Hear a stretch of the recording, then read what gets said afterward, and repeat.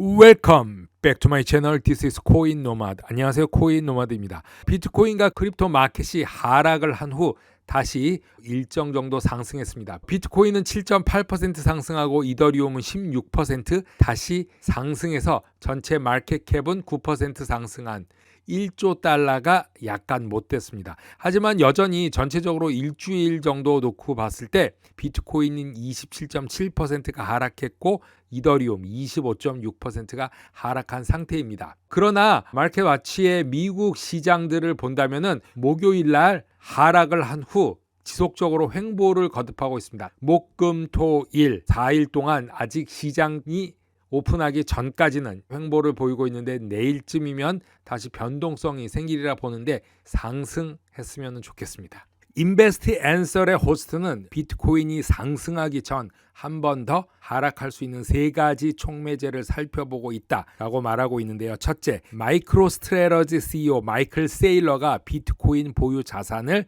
매각하기로 결정한다면 비트코인 가격이 더 떨어질 수 있다라고 말합니다. 물론 며칠 전에 마이클 세일러는 아무 문제가 없다라고 말을 했었습니다. 두 번째, 제가 몇 번 언급했던 스테이블 코인 테더의 문제성, 붕괴 가능성, 언젠가는 일어날 수 있다.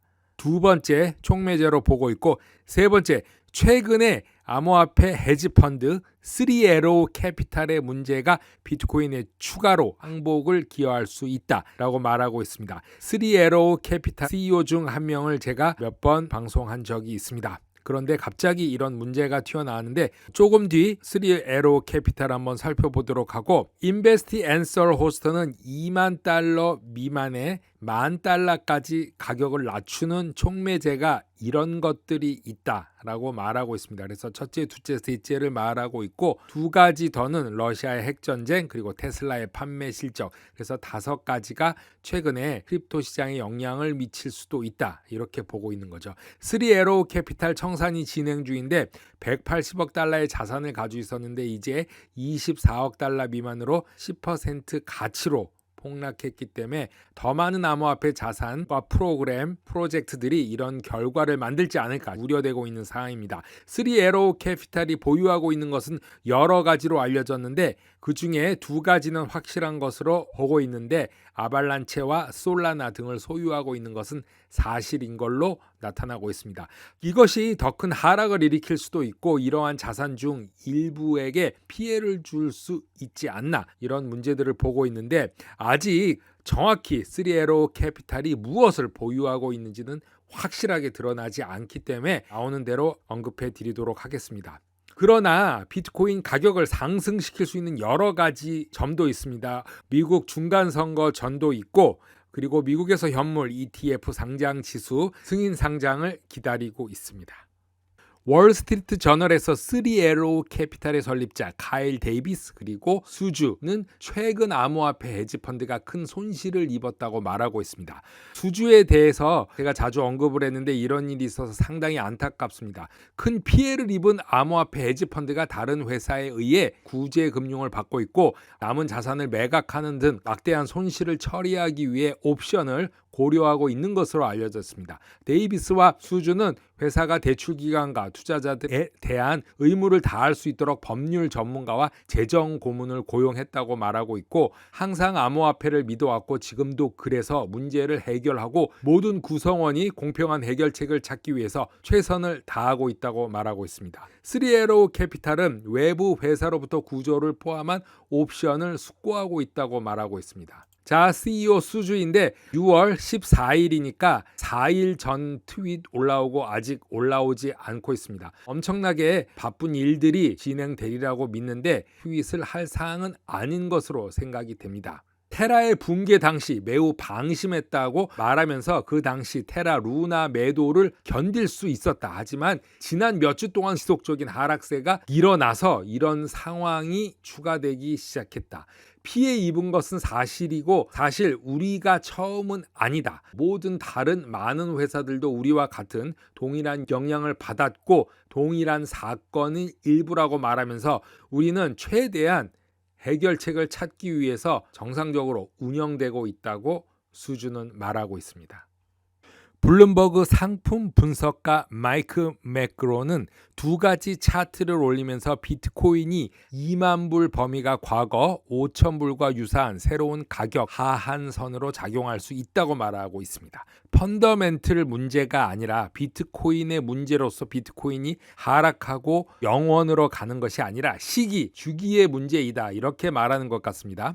비트코인 이동 평균을 기반으로 역사적으로 너무 낮은 가격 수준에 접근하고 있어서 2만 불 비트코인은 새로운 5천 불을 맞이할 수도 있다. 가격이 일반적으로 너무 낮은 수준에 접근함에 따라 글로벌 비트코인 채택의 초기 공급 감소의 근본적인 사례가 우세할 수 있다, 이렇게 말하고 있습니다. 차트를 보시면은 2015년에도 이렇게 낮은 적이 있었고 2008년 말에도 폭락해서 낮은 적이 있죠. 지금도 그와 같은 거다. 그래서 펀더멘탈은 지금이나 고점이었을 때나 저점이었을 때나 그 전에랑 변한 것은 없다, 이렇게 말하는 것이죠.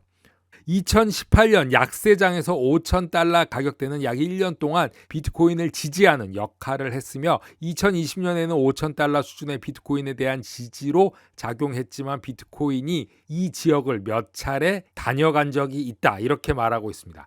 여기서 더 내려가서 끝날 줄 알았는데 이런 형태가 이루어졌죠. 이번에도 여기서 끝나는 것이 아니라 다시 올라갈 것이다.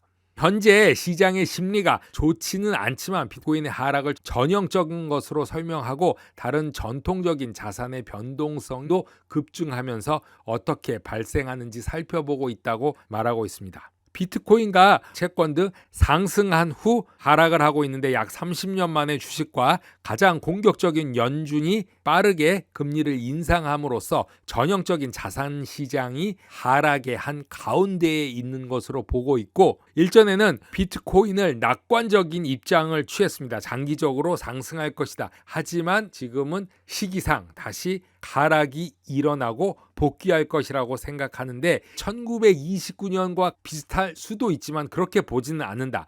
2008년 여파와 같은 것이라고 생각해서 마이애미와 토론토 콘도 주식시장 이르기까지 모든 곳에서 너무 올랐다. 40년 만에 가장 큰 인플레이션이 이제 대부분 사람들의 일생에서 시작될 건데 우리는 이 기간을 지나고 난 다음에 비트코인이 지구상에서 가장 보유할 수 있는 자산 중에 하나로 실현될 것이라는 게 자기의 기본적인 생각이라고 말하고 있습니다. 비트코인에 대한 나쁜 얘기를 계속 했습니다. 하지만 전에랑 계속 이어서 본다면은 기본적인 생각은 결국에는 살아남아서 우수한 안전 자산 중에 하나가 될 것이라는 게 기본 생각이라는 것입니다.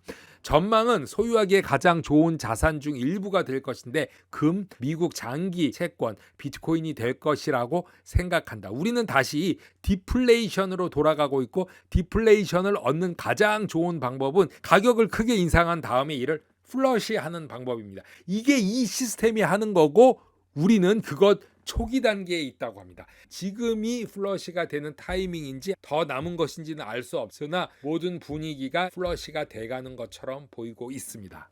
코인 노마드 오늘은 여기까지 하겠습니다. 감사합니다.